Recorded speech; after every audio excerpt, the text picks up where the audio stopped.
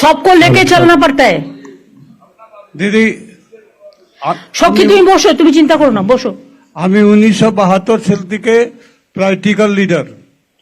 আমি আপনার সঙ্গে বহুবার আন্দোলনের মধ্যে সামিল হয়েছি, কিন্তু এখনই আমরা যেভাবে খুব সুবিধা সুন্দরভাবে হকারকে গুছিয়ে আমরা চলতাম, এখনই নতুন নতুন হকার লোক বসাচ্ছে, বসিয়ে দিয়ে রাস্তা উপরে তারা চলে যাচ্ছে, ভাড়া চলছে, টেনেন্সিশিপ চলছে, এটাকে একটু দেখা যায়। সেটা তো বলে দিলাম, যে নেবে তাকে আমি অ্যারেস্ট করব। আমার নাম ভরত সাউ, মধ্য কলকাতা ইউনাইটেড হকার। ঠিক আছে, আপনি বসুন। আগে যিনি বলছিলেন শক্তিবাবুর বিরুদ্ধে না বলে আপনি আপনার কথা বলুন।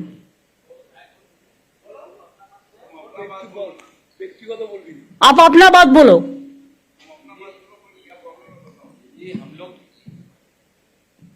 हेलो दीदी, हम लोग यहाँ न्यू मार्केट का हॉकर ही है, सब वहां पर ही सब पुराना हॉकर है, और सबके पास में 2015 का कागज मांगा गया कॉर्पोरेशन से। हम लोग उसको कलेक्ट भी किया, कलेक्ट करके अपना जमा करके हम लोग सोचा था कॉर्पोरेशन में दे 15 कागज। और उसके बाद में हम लोग के पास में जितना हॉकर वहां पर ही पीच में ही है ज्यादातर का, हम लोग उसको कोशिश कर रहे हैं ठीक करने के लिए, क्योंकि पीच में ज्यादा पीच में आया हुआ हम लोग को पुलिस जब भी गाइडलाइन दिया है तब हम लोग उसको कोऑपरेट किया है। अभी और पूरा जाके पीछे करके एकदम पूरा सामने में रास्ता पूरा ओपन करवा देंगे दीदी। मगर हम लोग का वहां पर ही सबका पास में वोटर आईडी कार्ड है, सबके पास में हम लोग कॉर्पोरेशन को और प्रशासन को हम लोग प्रूफ देने के लिए रेडी है। हम लोग के पास में सबके पास। ऐसा ये बात नहीं है, वोटर कार्ड सबको पास है, लेकिन वोटर कार्ड है इसी का मतलब नहीं है कि एक एक आदमी को चार्ट डाला करके हमको अलाउ करके रास्ता बंद करना पड़ेगा।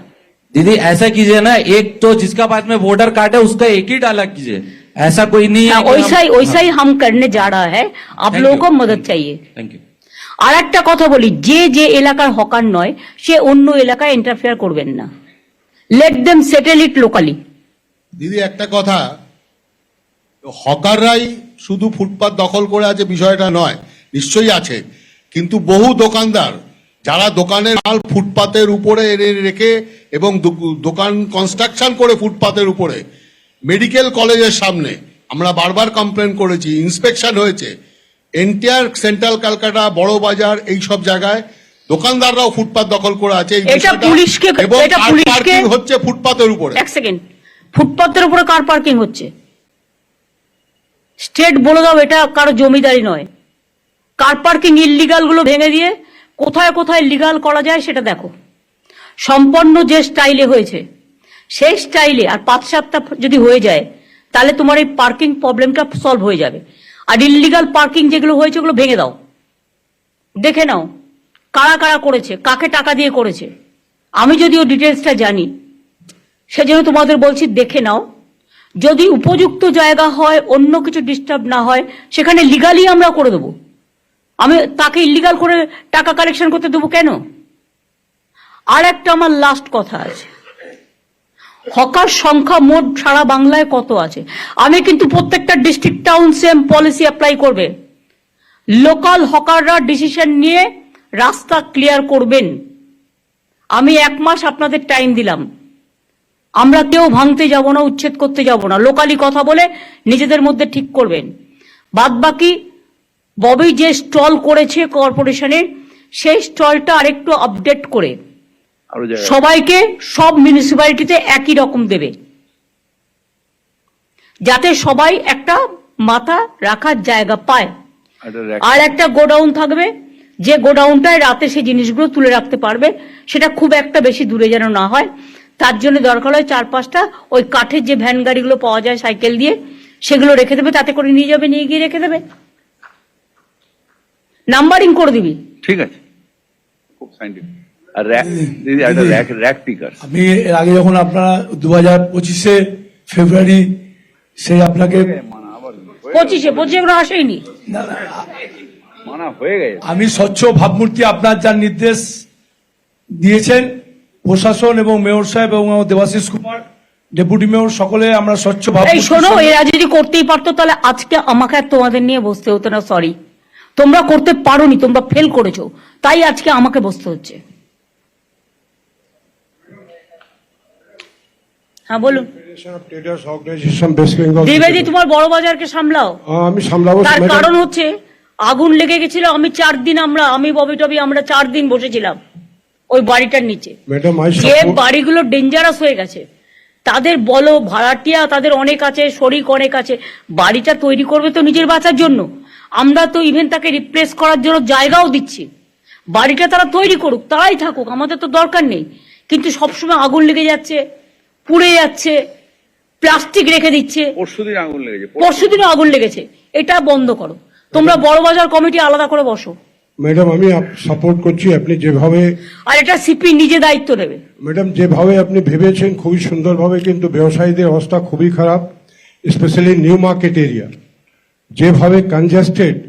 আপনি কয়েকদিন আগে একটা কাস্টমারের সঙ্গে যা ব্যবহার করা হয়েছে, একটা মেয়ে ছেলের উপরে গরম জল ফেলে দেওয়া হয়েছে, এগুলি যদি না, আমাকে তো সেফটি সিকিউরিটিও দেখতে হচ্ছে, তার Right, জন্যই তো আজকে right, বসেছি madam. আপনাদের সাথে। আমাদের দরকার যেভাবে আপনি এটা ভেবেছেন হবে না, সেভাবে করা উচিত। সিস্টেম মেনটেন করে চলতে হবে। Each and every market is ঘেরাউট, কোনো যা ingress outgress of the customer is totally blocked. তো এগুলি না দেখলে আপনি প্রথম যে ধর্মতলা ব্লক করা যাবে না। আমরা একটাই প্রোগ্রাম বছরে করি, সেটা হচ্ছে 21শে জুলাই। যেহেতু ওখানে অনেকগুলো ডেড বডি রক্ত পড়ে আছে, কোর্ট তো আমাদের জন্য দিয়ে দিল, আবার সিপিএম কে, আবার বিজেপি কে। কোর্টের তো এটা আমাদের বলবে যে ওখানে আমার 13টা ছেলে খুন হয়েছিল বলে ওই স্পটটা আমি করি। খাদ্য আন্দোলনের স্পটে প্রতি বছর তারা প্রোগ্রাম করে, আমি তো বাধা দিই না। তাই বলে সবাইকে অ্যালাউ করে দিতে হবে? তাহলে রাস্তাটা চলবে কোত্থেকে? হাইকোর্টের সামনে যদি হকার বসে যায় 500টা টিম নিয়ে, তাহলে কি হাইকোর্টের লোক যাতায়াত করতে পারবে? তোমার লালবাজারের সামনে যদি বসে যায় যাতায়াত করতে পারবে না? নবান্নর ভেতরে ঢুকেও মিটিং করার পারমিশন হয়ে যাচ্ছে। এটা বুঝতে হবে, এটা পলিটিক্যাল ব্যাপার নয়। এর মধ্যে অনেক সেন্সিটিভিটি আছে। অভিষেকের একবার রাজভবনের সামনে ধর্ণা দিয়েছিল, সেটা তখন 144 ছিল না, নর্থ গেটে যেটা করেছিল। যারা আজকে ইস্যুটা তুলে রাজনীতি করার চেষ্টা করছে, যা করবো আমরা সবই তাদের করতে হবে। দিল্লিতে কাউকে বসতে দেয়? এমনকি পার্লামেন্টে ভোটে, স্পিকার ইলেকশনে ভোট চাইলে ভোটও দিতে দেয় না। আজকে জেতার পরেও 1 মাস ধরে আমার এমএলএরা বসে আছে, গভর্নর ওথ দিতে দিচ্ছে না। মানুষ ইলেক্ট করেছে, ওনার কি অধিকার আছে তাদের ওথ দিতে না দেওয়ার? উনি স্পিকারকে অথরাইজ করবেন, ডেপুটি স্পিকারকে অথরাইজ করবেন, না হলে নিজে অ্যাসেম্বলিতে যাবেন। ওনার রাজভবনে কেন সবাই যাবে? রাজভবনে যা কীর্তি কেলেঙ্কারি চলছে, তাতে মেয়েরা যেতে ভয় পাচ্ছে, আমাকে কমপ্লেন করেছে। দিদি আপনি পারমিশন দিলে একটা কথা বলবো? তুমি তো বলে দিয়েছো অলরেডি, না, তোমার নামও আমার মুখস্থ হয়ে গেছে, বসে বলো। না, আর কিছু বলার দরকার নেই। আমি আর একটা কথা ভাববার কথা বলবো। এটা অবশ্য ফাইন্যান্সের কাজ। আমাদের টোটাল হকার কত আছে সারা বাংলায়? Is there any record? Kolkata আছে, সারা বাংলা নেই। বিনোদ, কি করো? শুধু কলকাতায় থাকলে তো হবে না, তোমার তো সারা বাংলা নিয়ে, কলকাতা নিয়ে তো তোমার সারা বাংলা নয়।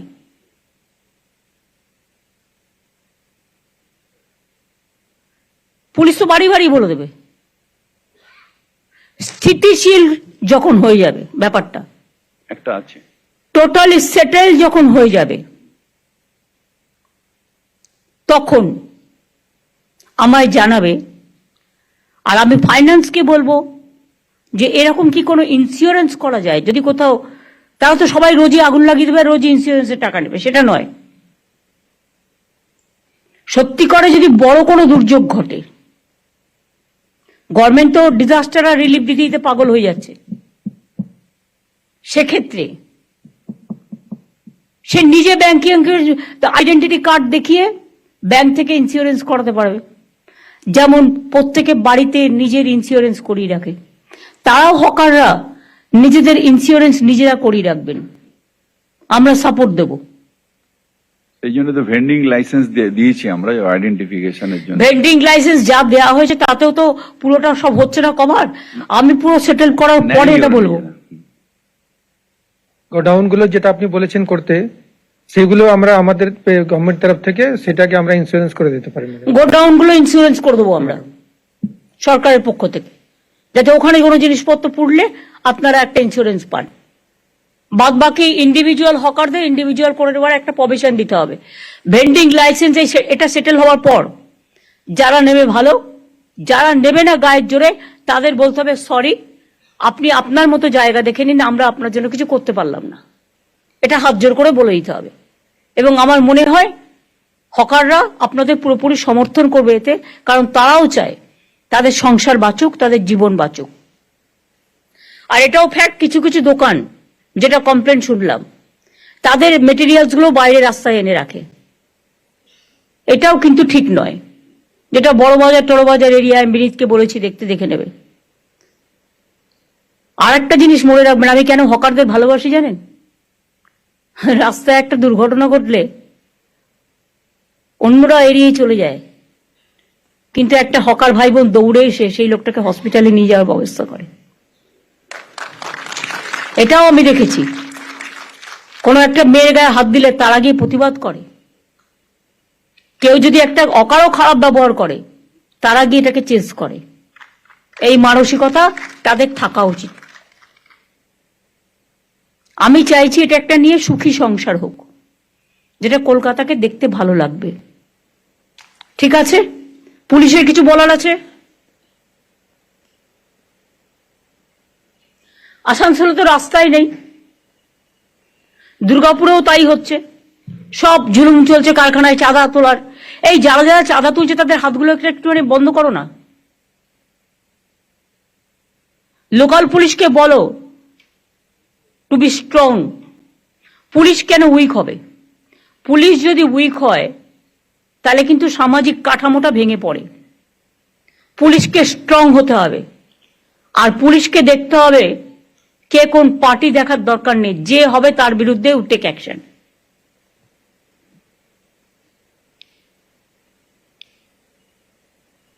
আমি সবাইকে সাথে নিয়ে চলার পক্ষে, কিন্তু কেউ যদি মনে করেন এটা নিয়ে রাজনীতি করবেন, আমি সেটার আবার বিপক্ষে।